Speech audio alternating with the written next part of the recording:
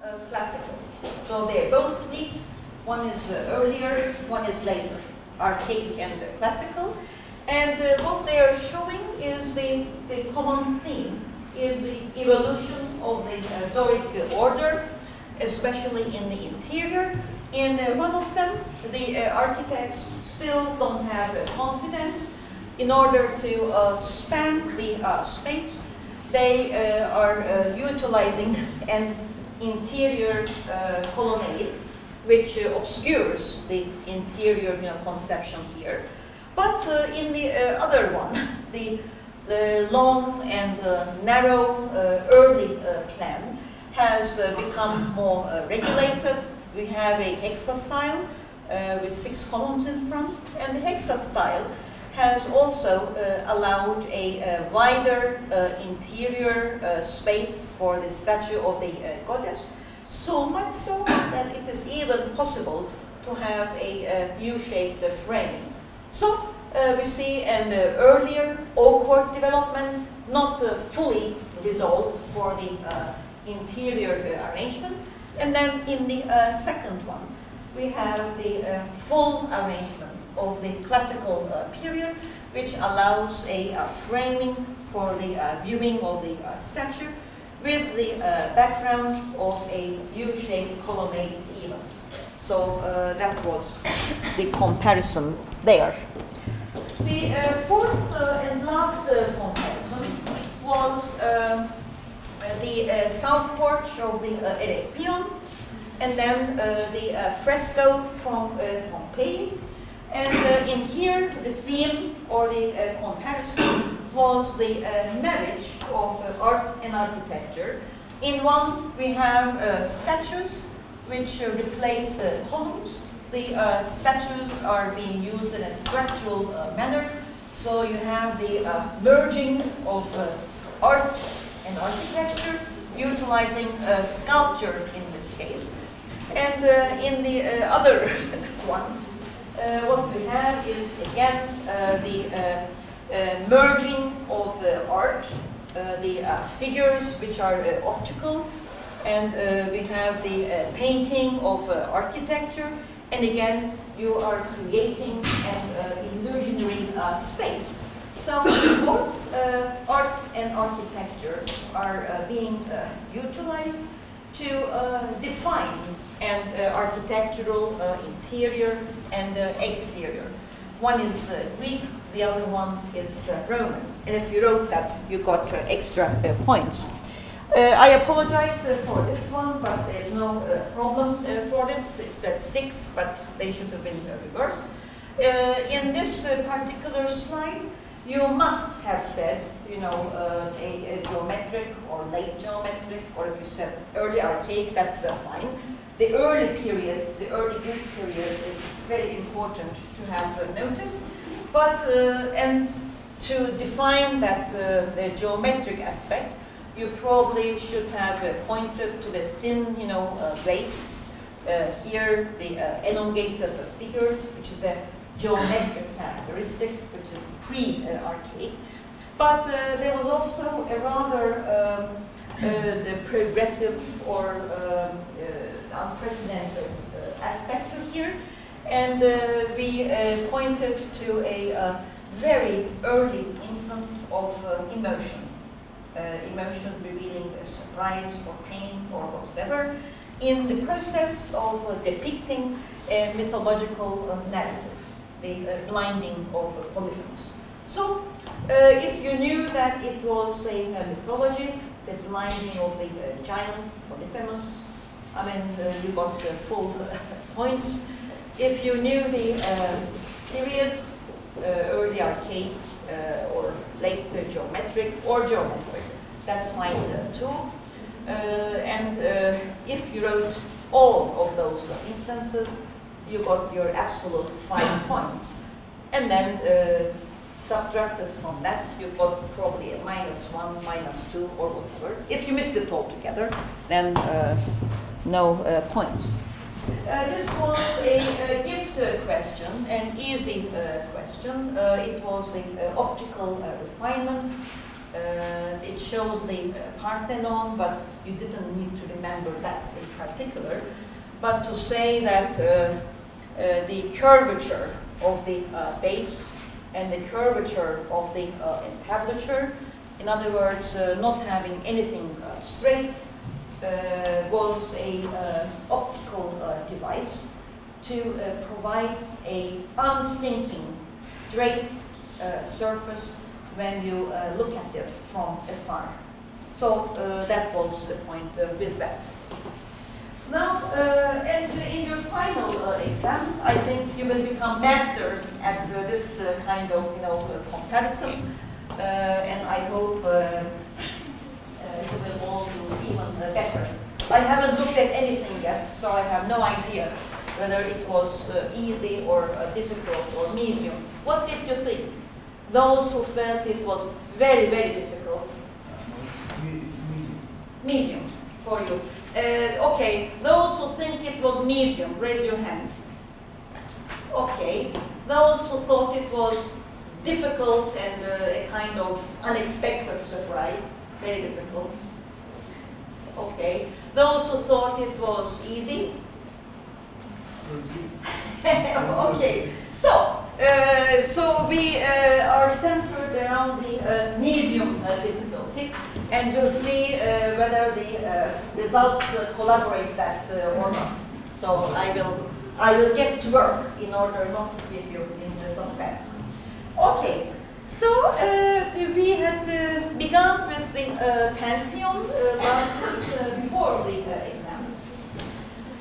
We talked about Hadrian, and with Hadrian we highlighted the aspect of the peak of the Roman Empire when the architectural experiments utilizing the Roman concrete with pozzolana were becoming more freely expressed, more in the open, more in the public, which means that the experiments which had become more confident in private contexts were now expanding into the public sphere.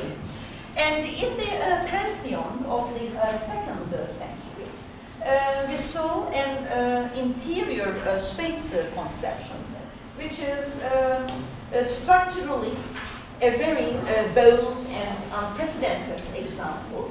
A single interior space of the largest span until that time, and without any internal supports. That was the peak, reached. But the second unusual aspect of the Pantheon is that the Emperor Hadrian had no extensive space in the city of Rome. Rome was very, very crowded, and the Emperor Trajan, before him, had created a masterpiece of eclectic and monumental architecture in his Forum of Trajan, which occupied a very large space, which incorporated a tomb, a triumphal column, a basilica, a forum, a temple. Everything was there. So what could Hadrian do?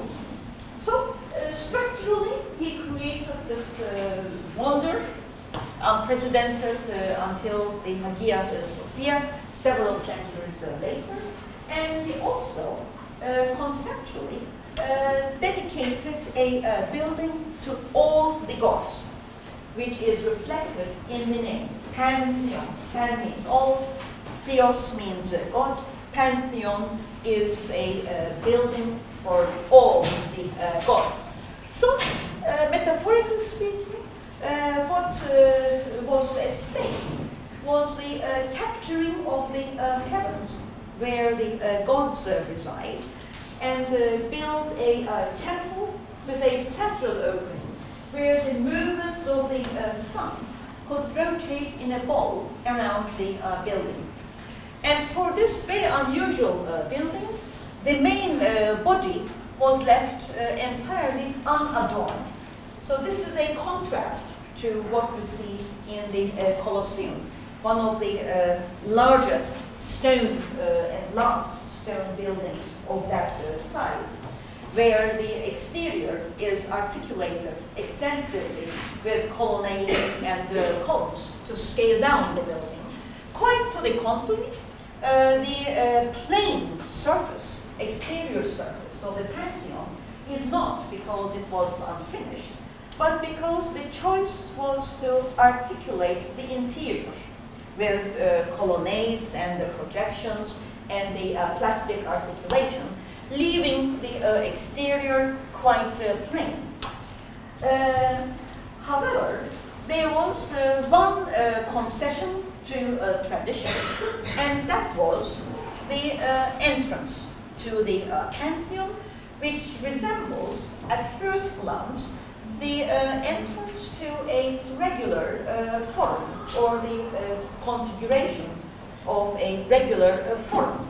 A temple, an elevated frontal temple with a colonnade all around, having a central entrance, giving the first glimpse, the first focus, and the increased the perception of the facade as you came along. And for this, monolithic granite columns were used. That was quite a technological achievement to carve out these columns from the quarry, to carry them with ceremony, and then to hoist them in an octa-style facade. But when you think of the juxtaposition of two very alien forms, a circle, a drum, and a temple front, you'll see that it is quite odd. In fact, it is quite awkward. And this was obviously a deliberate choice to traditionalize something which was extremely innovative, because to tack on this element to that is not an easy architectural task, which is why an intermediate block was inserted between the two entities. So you have the very traditional part here, and then the plain exterior of the drum, which is not very visible since the line of vision is defined by the colonnade. And then as you approached the temple, your view was of the traditional temple front, but given in a Roman manner with a frontalized raised podium here.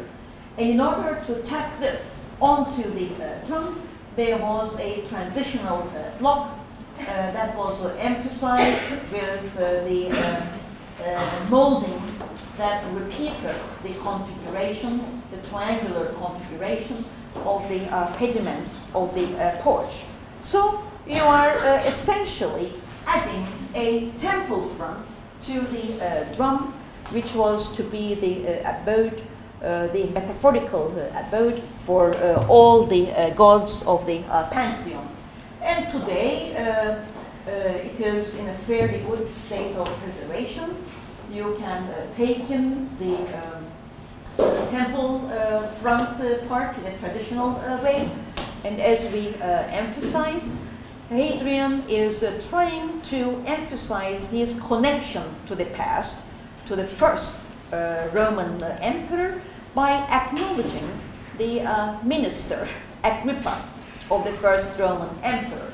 So, on the frieze, the dedication is not Hadrian, but it is to Agrippa, the minister of the first Roman emperor, Augustus.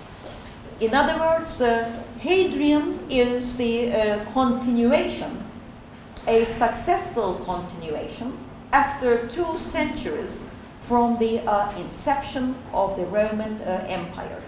And he is continuing to carry the torch. The exterior is quite plain, as you see.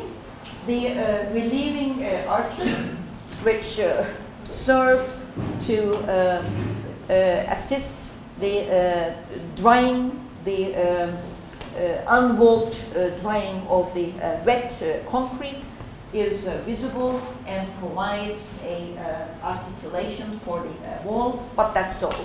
No marble orders, no pilasters, no columns, nothing of the sort.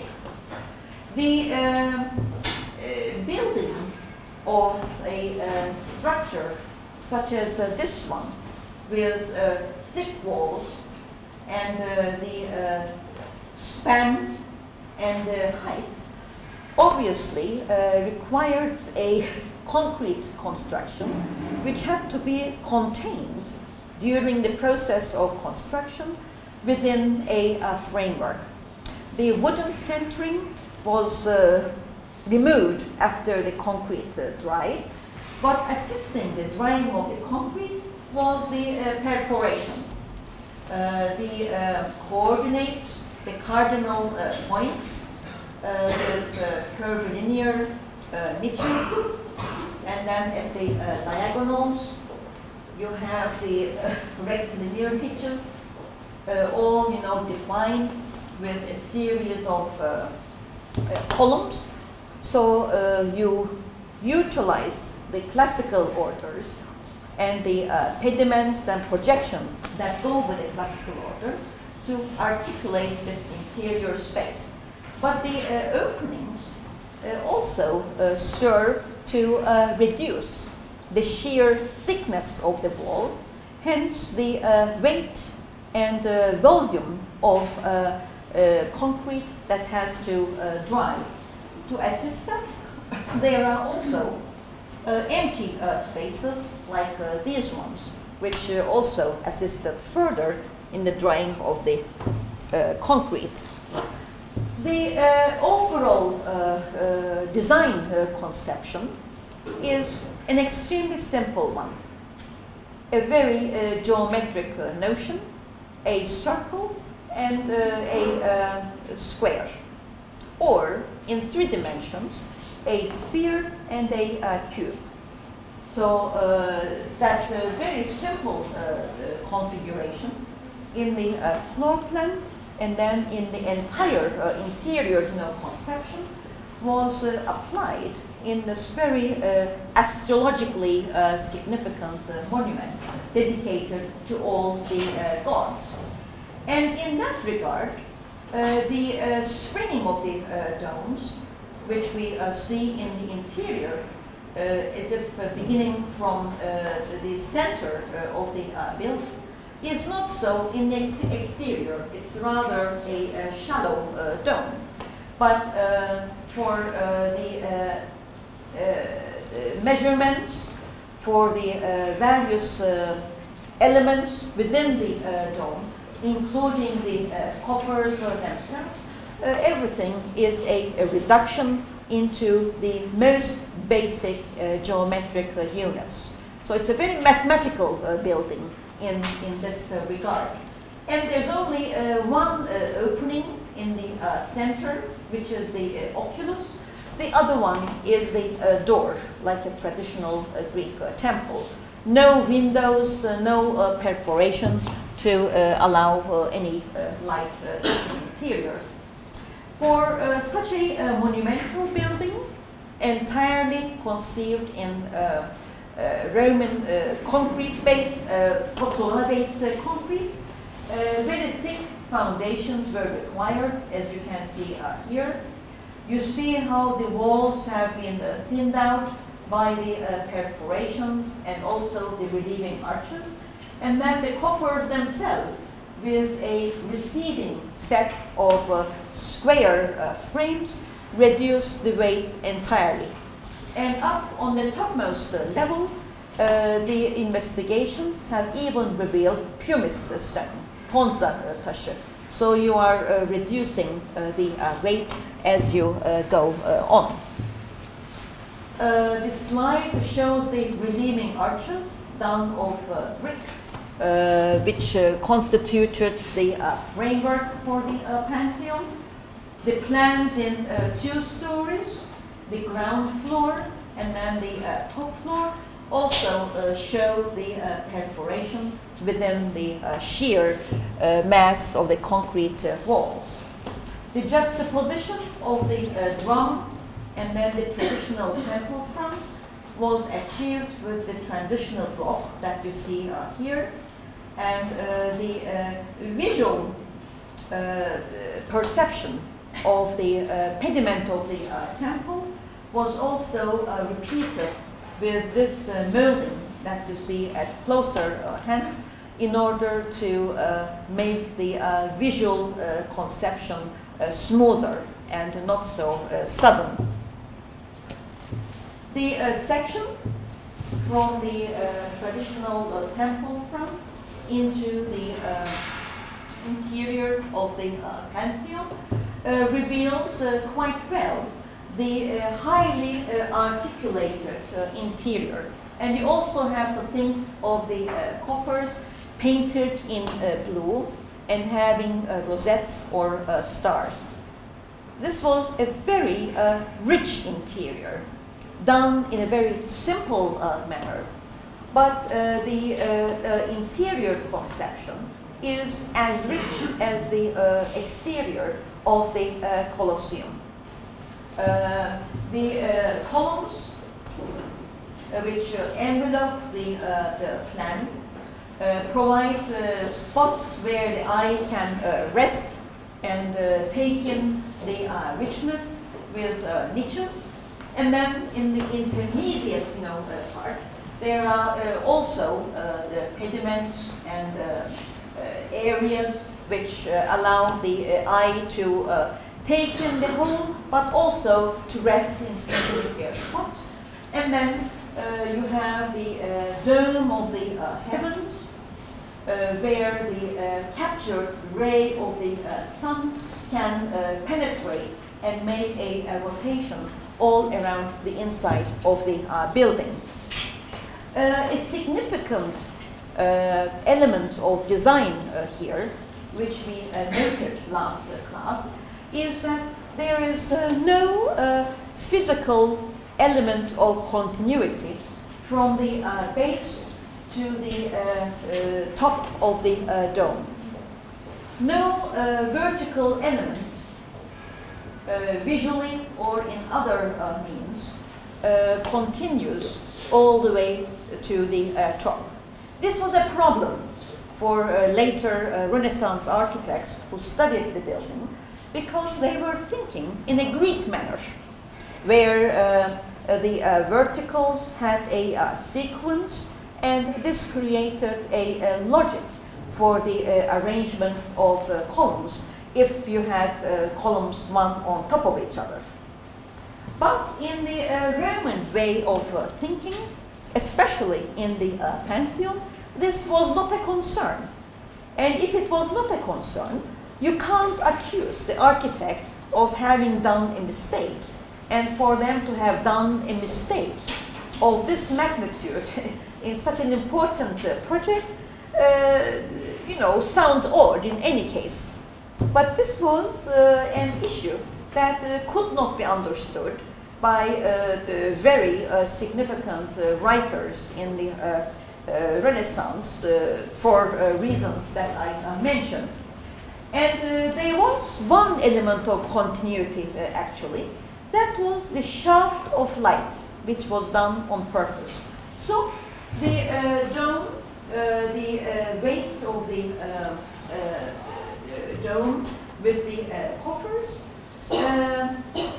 does not appear to be supported by anything. I mean, these columns here hardly present an element which supports this attic story, this intermediate story, or the domes. So the dome is sort of extended from the attic story, but all of them appear as if they're floating. There is an ethereal support here, and visually there's nothing that carries the dome. And this was done consciously in order to have that shaft of light penetrating as the only continuous vertical element in a symbolic manner.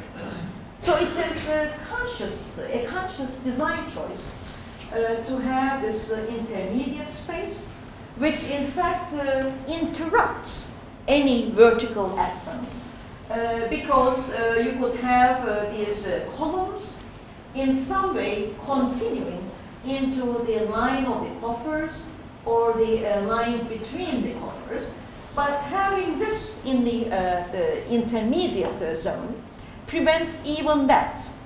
So all of this was done in a rather conscious way in order to emphasize the dome, in order to emphasize this part, and in order to emphasize the significance of the shaft of light, which was captured within the Pantheon as a rotating element.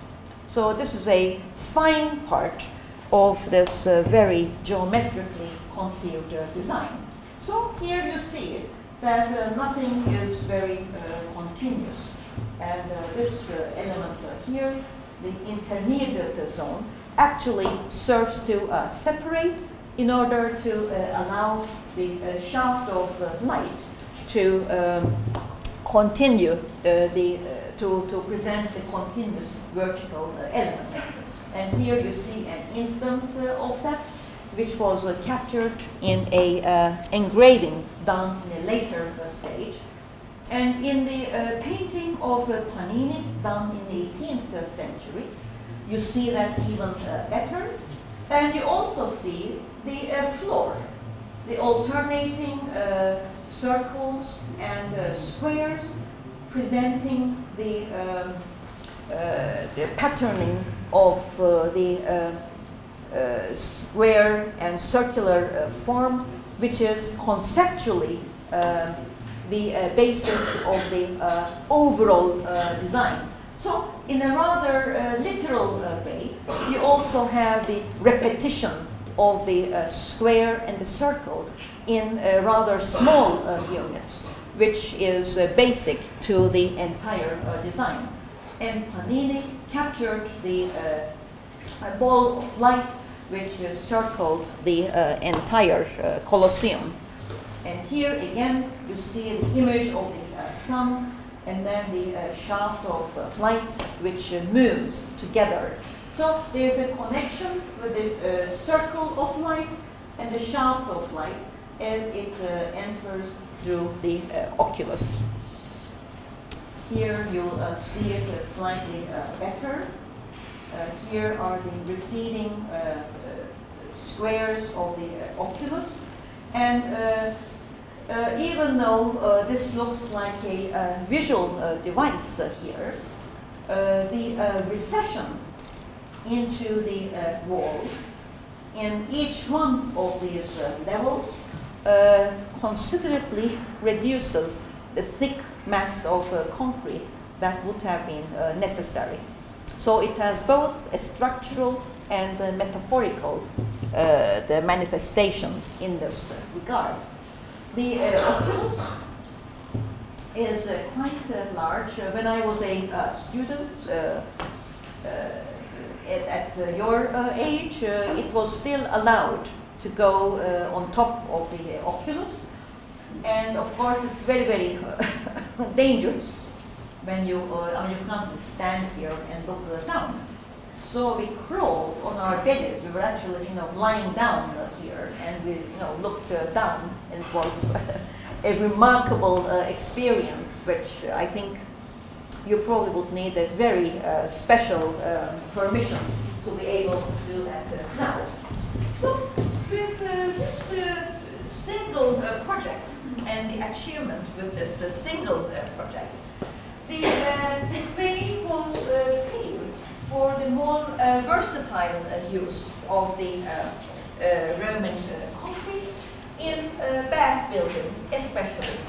And you have already seen the baths of Caracalla, how not single spaces, but a multitude of spaces are joined and regularized and systematized schemes. Quite different than the Forum of Trajan, where you have the annexing and juxtaposition of very different forms, but in the Roman baths, these forms are difficult to separate from one another. They become rather fused. And in the baths of, Diocletian here, just like the baths of Caracalla, you see all the elements of the bath with the different configurations unified in a very regulated, systematized, and tight scheme. Yet, the extraordinary potential of the Roman concrete to shape different interior spaces, to create physically very high and wide spaces that could be spanned with no problem, was a very fertile ground to experiment further with the potential of Pozzolana and the Roman concrete beyond the Pantheon. The Pantheon was an extraordinary building, but buildings which provided an opportunity for the people of Rome, the citizens of the empire, to engage in luxurious spaces in large numbers was made possible by the Pozzolana. So, in the baths of Caracalla, as you have seen, just like the baths of Diocletian, you see all these very different myriad forms, and yet you can't take out one from the other, which would have been the case in the Forum of Trajan, because this is highly unified, very much like the sanctuary of Fortuna, which was a very early Roman building utilizing a steep landscape. And we see the same attitude here, except that here they're utilizing the novel, ultra-modern forms, and the scheme of the sanctuary of Fortuna was rather traditional and conservative, deriving from the Hellenistic period, but not yet utilizing the full potential of the Pozzolana. And in the baths, you see the variety in this section. Being able to use, barrel vaults, groin vaults, huge openings in the high walls to allow, light. You see the varieties of the spaces, extensive ones articulated with columns, niches, vaults with puffers, again, articulations providing screens, and then huge, domes, smaller but identical in principle to the Pantheon. Here you see barrel vaults. So all the potential of different structural forms could be united in a rich architectural spatial orchestra in the Roman baths. And then by having, the underneath of the baths available for sewers, for the drainage of the waste water, and then for the heating of the horizontal and vertical services, you also added the element of luxury. And they were very, very polychromatic. The interiors of the Roman baths, together with the light, the different, vaulted forms covered with brick and having the concrete with aggregate and pozzolana inside, could create these amazing interior spaces, raising the activity of bathing to a social ritual. It was not just going to the baths because there was no water at home. This was something more than cleansing. It was a social ritual for the citizens, a privilege of being Roman. And as you saw in your exam, the scale was stupendous, stunning in every kind of way. Not only was the space very large and extensive, the spaciousness was enriched by the great, array of vaults, coffers, stuccos, columns, capitals of every kind of architecture, and trying to create also textures, a variety of textures which played on the senses, not just visual but also physical. And you have to imagine these spaces with the element of moisture. So today we see the barren walls of the baths. Sometimes the brick survives. In some places the porcelain is quite exposed. But you see the perforations to receive the coverings with marble or stucco to enrich the surfaces. And then the floors would have been decorated with mosaic panels, black and white or polychromatic. So all of this enhanced with moisture would have made the colors even more distinct and shining and bright, enhancing the physical experience of the bath. But as we move towards the late antique period into the 3rd and 4th centuries, we find that the spectrum is changing in every sense. One is the confidence of absolute power that the Romans enjoyed. In the 3rd century, the state mechanism was under so much threat from alien elements pouring in from the borders that the Emperor Diocletian, toward the end of the 3rd century, had to create a system called the tetrarchy, deriving from a Greek word, which means the rule with 4 people, 4 rulers. 2 rulers, Augusti, and 2 assistant rulers, the Caesars.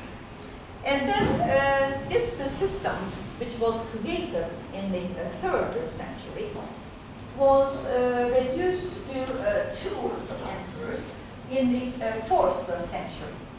But despite this turmoil in the dissolving of the clarity of rule in the Roman state, which interrupted the flowing in of revenues through taxes from all over the empire, reduced income, and then creeping elements of insecurity.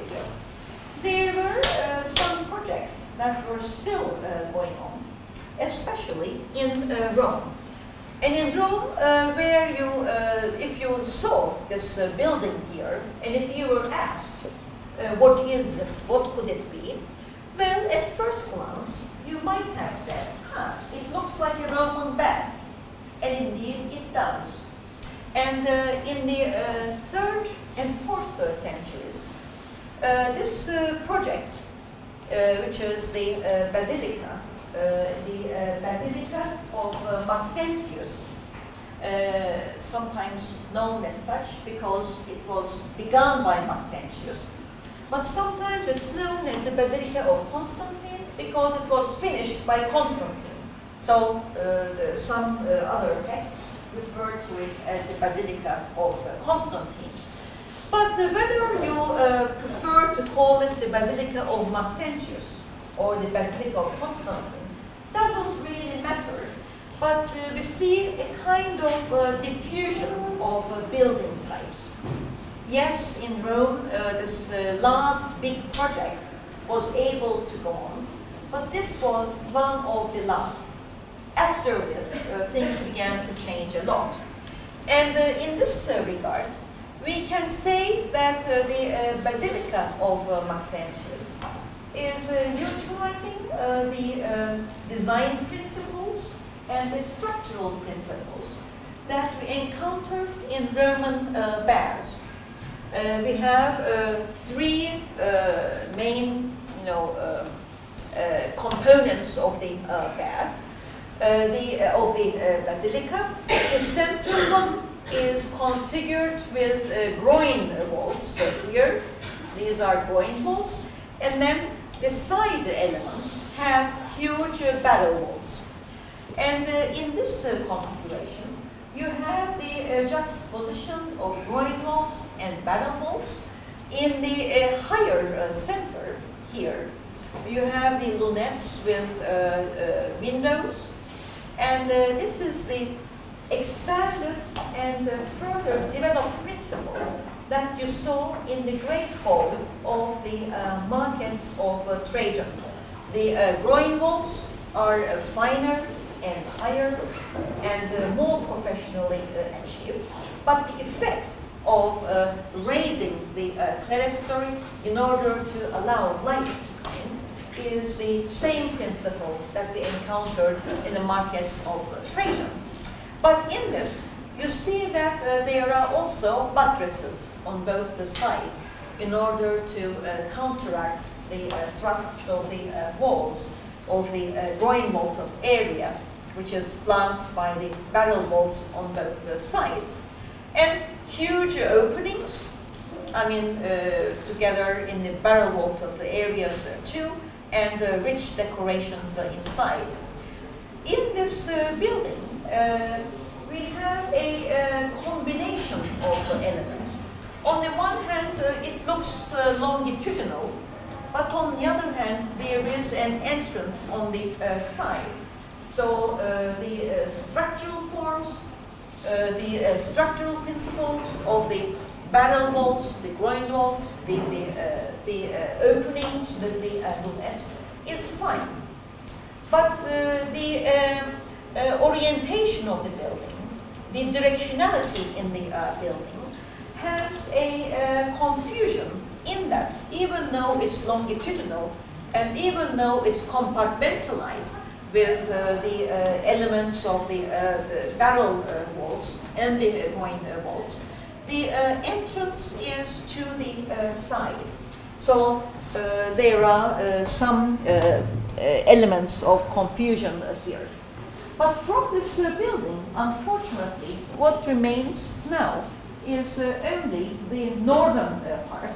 And you see the sheer massiveness of the wall, the concrete wall faced with brick, the huge openings.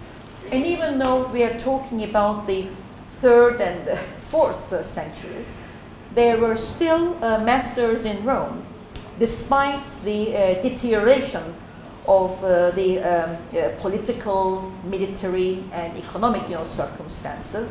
Such a building could still be built.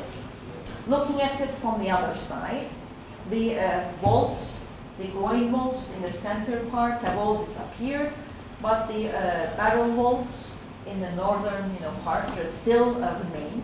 It's stupendous.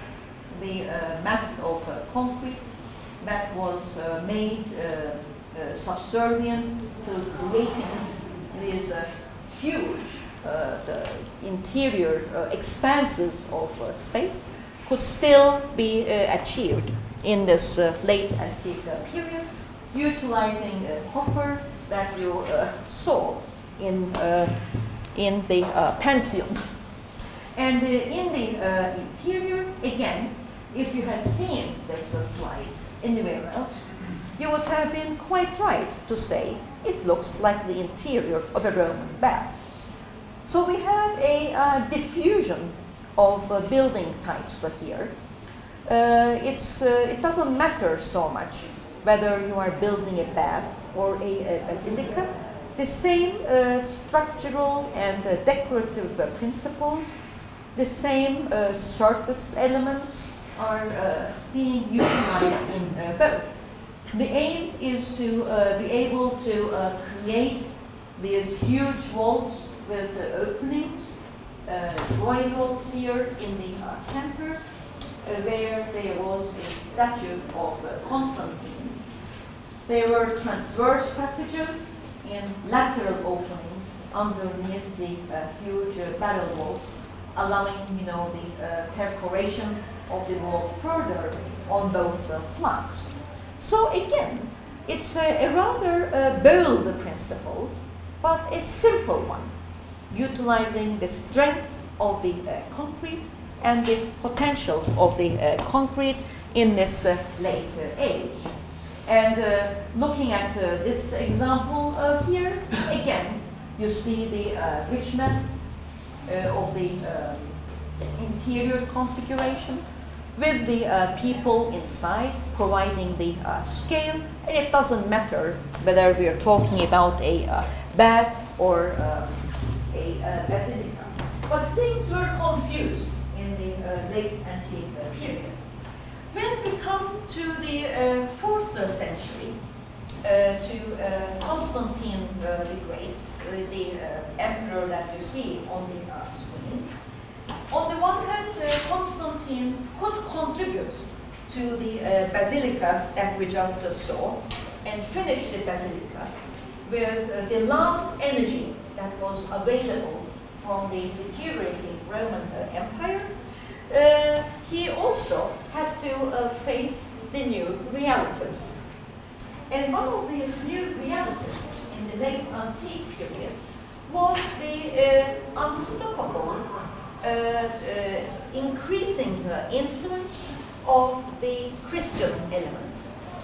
Christianity had originated in the Near East, and it had gradually spread westwards. And in Rome, there were Christians, which the emperors did not approve of, because for the Roman emperors, the Christianity was a threat to the imperial power. And paganism, where a multiplicity of gods, many gods, constituted the basis of religion, was threatened by the Christian belief of a single God, directing the allegiance of the people to a single God would have been a threat to imperial power. Hence, the Roman emperors persecuted Christians in Rome. And for many years, the Christians in Rome, when they were caught, they were executed or tortured or thrown to the lions in the Colosseum. Hence, Christianity started out with very simple beginnings in the West. They had to be inconspicuous. They had to be underground. And yet their power gradually increased. By the 3rd century, the true 50s, in places like Asia Minor, it is said that 60% of the population had already become Christians. But Rome was resisting because the imperial power was quite strong there. So in this age of turmoil, on the one hand you have the creeping Christianity becoming more and more consolidated, more and more adhered by larger numbers of people. On the other hand, you have the declining strength of the army because the rule has been split. The tetrarchs and then the double emperors are trying to maintain their power in split, forms. The revenues, the economy, the barbarians pouring in from the borders, coming until the gates of Rome, created an aura of insecurity. I mean, gone was the easy days of the Roman Empire, when the Roman strength, the Roman way of life was without any kind of challenge. And the Emperor Constantine was faced with a great choice. What he tried to do was, on the one hand, maintain the empire, the continuation of the empire, but on the other hand, it was the acknowledgement that the old system could not continue. So he did two things. Then he discovered that nothing further could be done to stop the tide of the changed circumstances. He legalized the Christianity. The Edict of Milano in northern Italy, was the place where Christianity became legal in 3 months 3 AD. So the Christians would no longer be prosecuted, and with this edict, it no longer was an illegal thing to be a Christianity. The Christians could come into the open. But what is more, when Constantine died, it is said that he also had become a Christian. So if you can't beat them, you join them. So this attitude toward Christianity was also coupled with another significant action of Constantine the Great. He felt that if he remained in Rome, then the empire would dissolve and vanish. Since the new center, the new power, was increasingly in the east, he made a significant decision to move to the east, to the city of Byzantium, which is an archaic city, but not very significant until Constantine came and made a new imperial project. And he actually constituted the city of Constantinople. His name is Constantine, and the city or polis of Constantine is Constantinople. And he built the city of Constantinople in Turkey, northwestern Turkey, that we know as Istanbul today, as a new life-giving ingredient to the Roman Empire. So Rome was spent, and a new power, the continuation of the Roman Empire in the east, in a Christianized manner, was to be founded by Constantine the Great.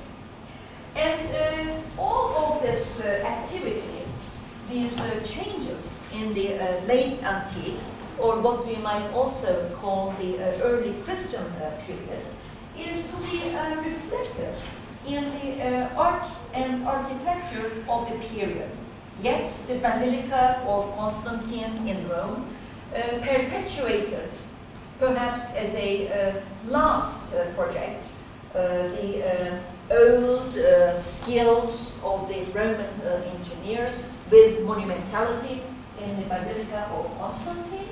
But this was an exception. When we look at the art and the architecture, what we see is a very different mentality. If you can talk about the zeitgeist, the period mentality of any era, and if we look at statues like this one, the portrait of Constantine, we can observe that.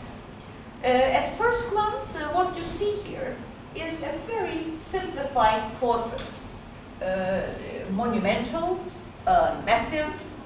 The hair almost looks like the arches, the voussoirs of the arches.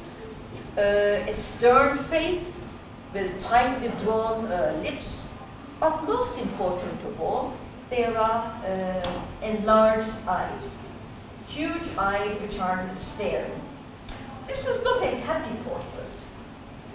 This is not a confident portrait if you compare it with the statue of Augustus that we saw 3 centuries ago. It is solemn, very serious, and as we can judge from the eyes, with a spiritual component. The huge eyes suggest an interior, inward-looking, introverted quality, with the eyes looking inward. So it's no longer the exterior extravagance, the extrovert, confident attitude of the Romans, but this is a rather inward-looking, spiritually more emphatic period. There is worry, there is seriousness, and there is simplicity, as you see in this statue of Constantine. And yet this is quite monumental. The head is derived from a monumental statue, and the fingers of the statue are now on display in the courtyard of an Italian building, and you can pause near it. It's quite monumental in that sense. And if you look at another portrait from the late antique period, this is a soldier emperor. We think it might be Licinius, but we are not, sure. And he was also one of these last emperors at the end of the Tetrarchy, and in an even more dramatic way than Constantine, you see that the chisel is being used. The beard is chiseled, the facial features are deeply grooved, the eyebrows are tightly knit. The large eyes of Constantine are here in the portrait of Licinius too. The tight-drawn lips are here also. But this is not at all a portrait of a ruler which has a confident expression, trying to lead the people. On the contrary, he is becoming a focus of the lack of confidence and insecurity of the times. If you can talk of a period mentality, then the simplified, massive portraits of Constantine, and then this chiseled, rather linear, non-plastic, non-rounded features, facial features of Licinius point in this manner. When we look at the existing portrait statues of the tetrarchs, the four emperors of the Tetrarchy, the two Augustus emperors, and the two assistant Caesar emperors, what we see here is even more emphatic. The enlarged eyes are here too. The chiseled lines for the forehead, tightly drawn lips, again reflecting a sense of fear. What is more, the gestures that flow out from the facial depictions is also reflected to the bodily depictions. The gesture of embrace, as if they're trying to draw strength from each other, trying to get a kind of confidence, is shown in a very literal way.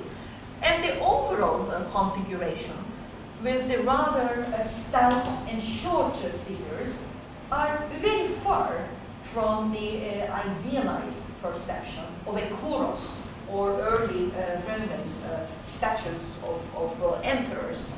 The feet are done in a rather stumpy manner. You see the feet below the military garments, and all in all, in a proportional reflection as well. The studied of the earlier statues is not at all to be seen here. So it's not simply the fact that the artists forgot these skills.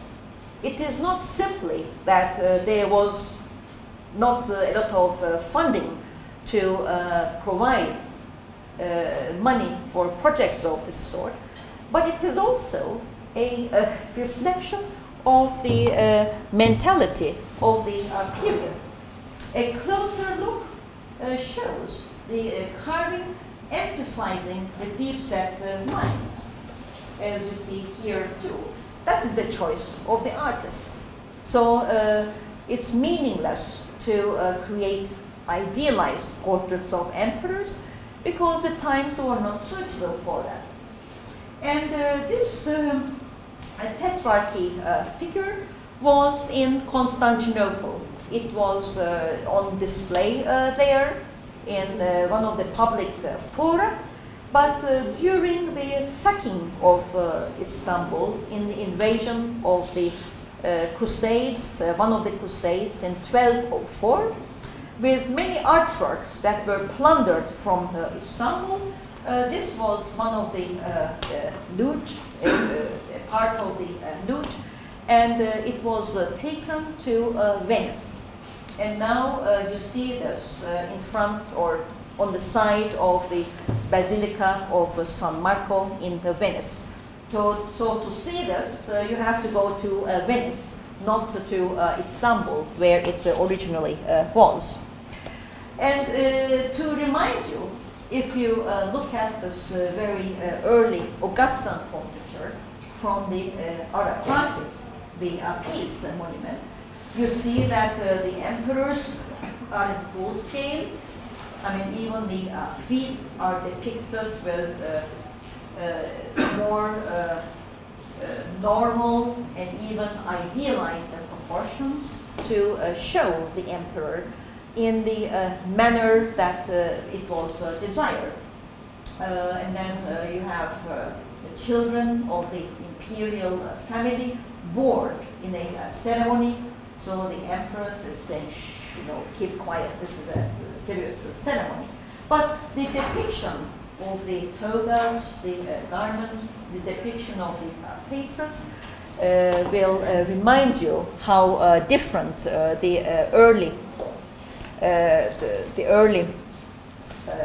Roman depictions are from the late antique depictions or the early Christian period. In architectural moldings too, it doesn't take a great deal of imagination to say which is early and which is late.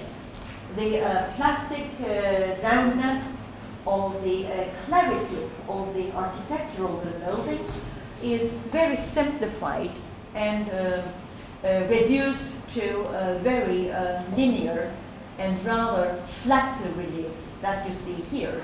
I mean, this building is the same as that, but look at the eggs here and the precision of the darts. The darts are rather schematic. The eggs are all flattened. So all in all, you see a big, difference. Whether it be, architecture, whether it be sculpture, whether it be moldings, and added to that, the early Christian component makes itself increasingly felt because to very floral and literal idealized designs like this one from the early imperial period, you get to rather schematic and reduced, simplified designs that also incorporate the cross. So if you to count the cross here, the scrolls share the same idea with the scrolls here, but they are far more simplified. They are flattened and reduced to basic essentials. And of course, increasingly, we are reminded of the Christian elements too, with the introduction and increased presence and practice of Christianity. More than and the Basilica of Maxentius or Constantine, what is more characteristic of the late antique period might be this building called the Curia in Rome, which is a Senate building of the Emperor Diocletian. When you look at this building here, it reminds you of the exterior of the Pantheon. Simple, continuous surfaces, very functional and practical. The function of the building is to bring the senators together. So there are seats, horizontal seats for the senators, and then a minimum number of niches to have a few representations. And when the senators sat here, they went on with the business. And looking at this building, yes, there are coffers, yes, there's still light. It's a very simple building. There is no interior plastic articulation. Continuous surfaces where the eye has nothing to rest on. You take one look at the building and then your gaze continues and glides over the surfaces of the building. No plastic articulation at any point, no internal richness. So the architectural counterpart of that increased simplification and standardization can be seen in the Curia in Rome, the Curia building. And looking at it from the exterior, you see that it is a simple rectangular building, a rejection of those rich curvilinear forms that we saw in the Bas, or the Basilica of Maxentius, going back to simple architectural principles, still utilizing the pozzolana here, but utilizing them in the service of a rather simplified architectural design in the public context. What was going on in the provinces?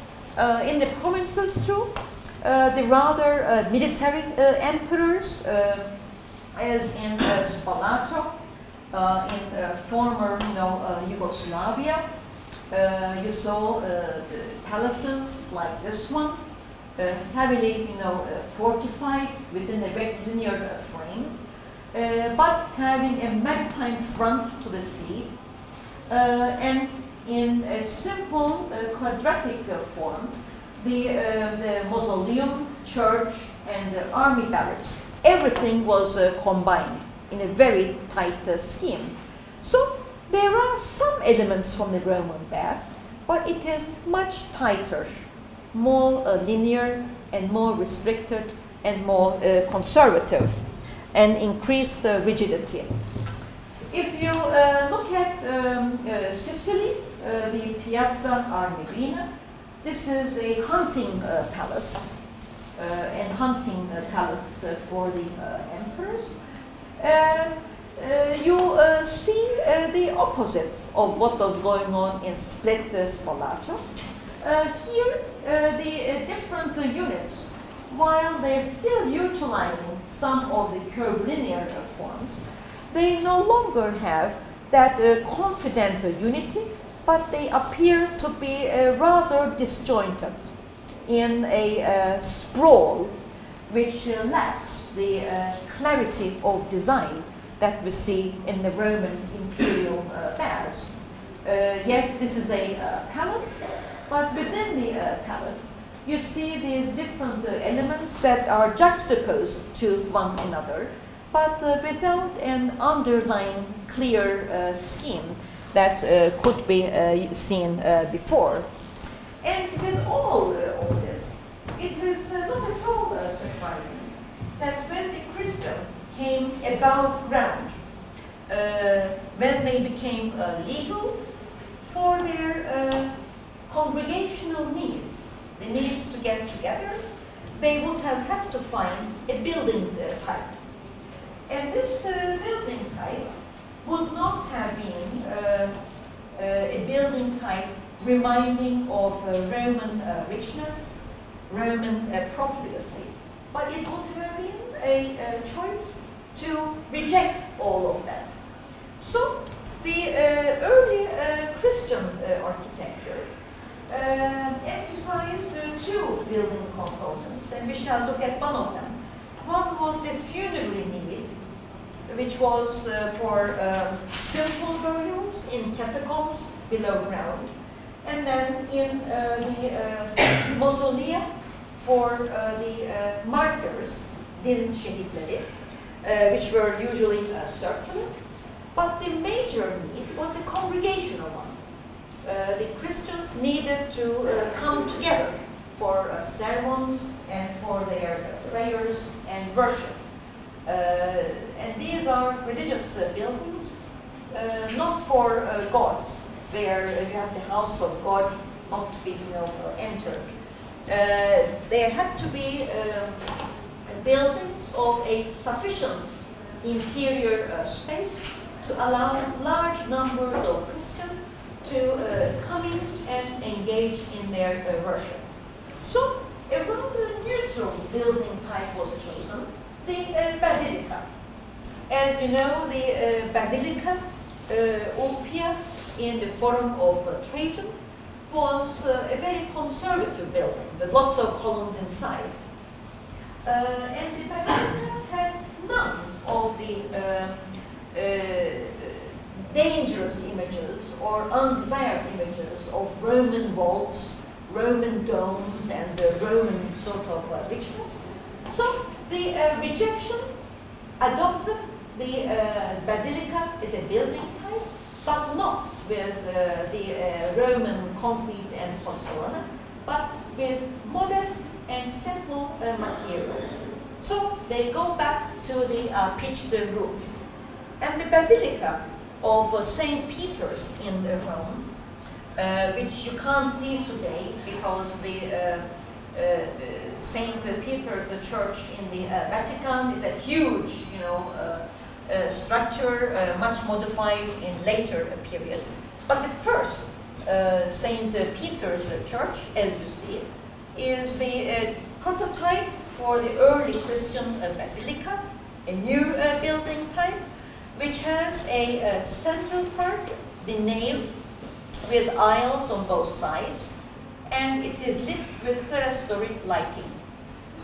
Very simple and directional, a rectilinear building, preceded with a courtyard, and you enter from the profane into the sacred with a focus on the apse. Most important of all, we have a pitched roof, a simple wooden roof. So the spiritual richness, the modesty is also reflected in the materials and design of this prototype for the early Christian church, with a rejection of the Roman rich and colorful vault types. And you have the mausoleum there for the martyr attached to the church. But very, very simple. The central nave can be flanked by single aisles, but in this case we have double aisles. So there are 5 divisions, and it is emphatically directional in a horizontal manner.